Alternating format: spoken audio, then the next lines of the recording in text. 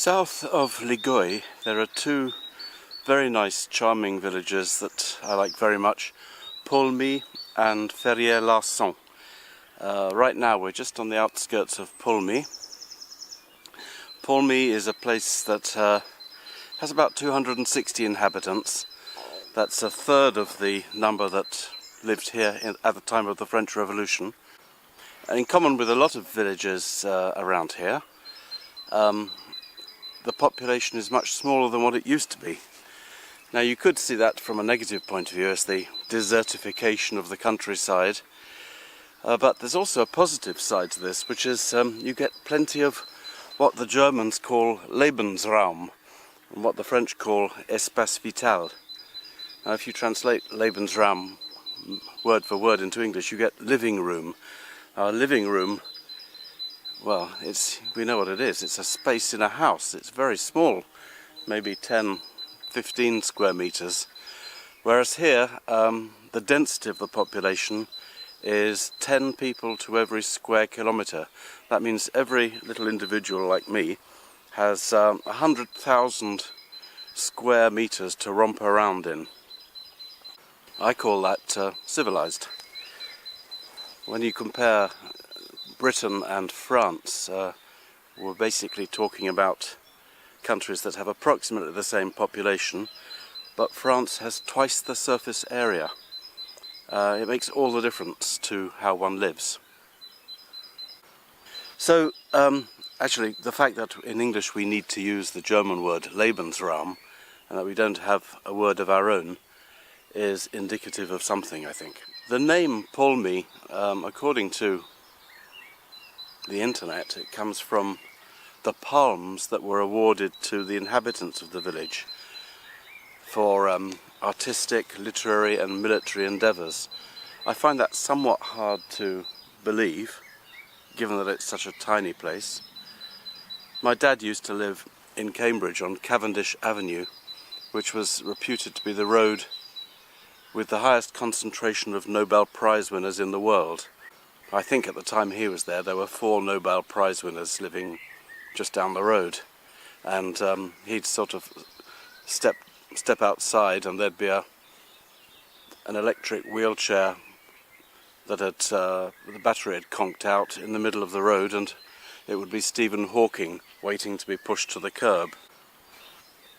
Such things happen in Cambridge, but here, I mean, we are really the back of beyond, and I can't believe, for all its prettiness, that Paulmy generated a population of prize winners of any sort whatsoever. Be that as it may that as it be, it's a lovely place, and Marlowe and I are going to do our walk, which I think is about 5.5 kilometers. I'll put a map of the route at the end of this video. Marlowe, come and see me. Here we are. Yes. You want to go for a walk? I think that's a yes. Yes. Yes. On the subject of abandoned places, I realised how I felt concerning them when I discovered a beautiful chateau, abandoned chateau, overgrown with ivy and moss near where I live. There was a medieval part and then there was a 15th century tower, and it was like something out of a novel, out of Le Grand Molne or something like that. It was the victory of nature over man-made constructions, with that perfect marriage of brickwork and wild vegetation. When I went back that way recently, somebody had bought the place, plonked a new roof on top and turned it into a habitable chateau.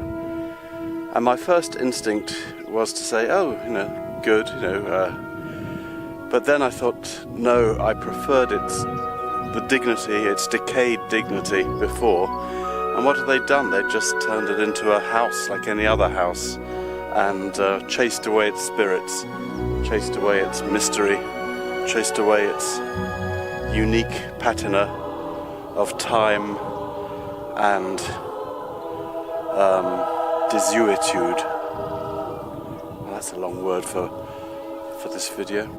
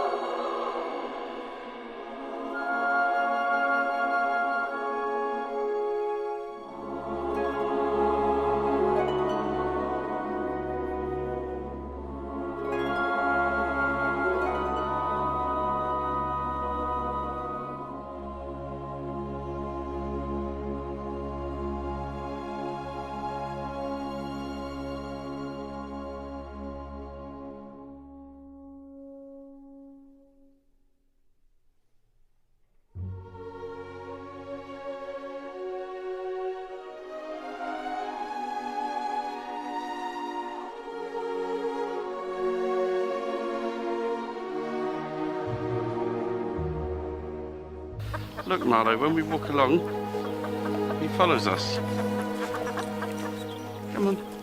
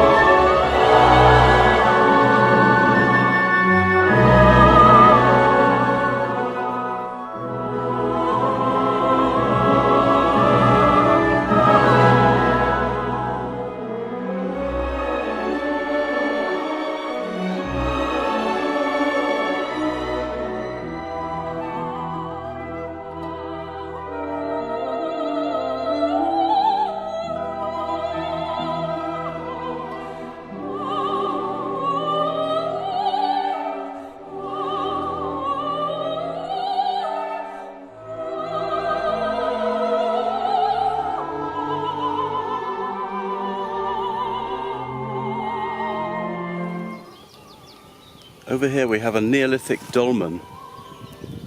It's called le Dolmen de la Pierre Chaude, and when it was excavated, it's a closed polygonal structure, and when the ground was excavated they found the remains of farmers and livestock rearers with the remains of animals and vases and ashes, so it's obviously a sepulchre from the Neolithic period, and all of this area around here was occupied, heavily occupied in the Neolithic period. Not far from here at Le Grand Pressigny was one of the biggest factories of Neolithic stones, axe heads, arrow heads, bone scrapers. Stones that were made at Grand Pressigny have been found all over Europe. So it's a period I would have liked to have lived in, I think, except that at my age I'd have been dead for about 40 years.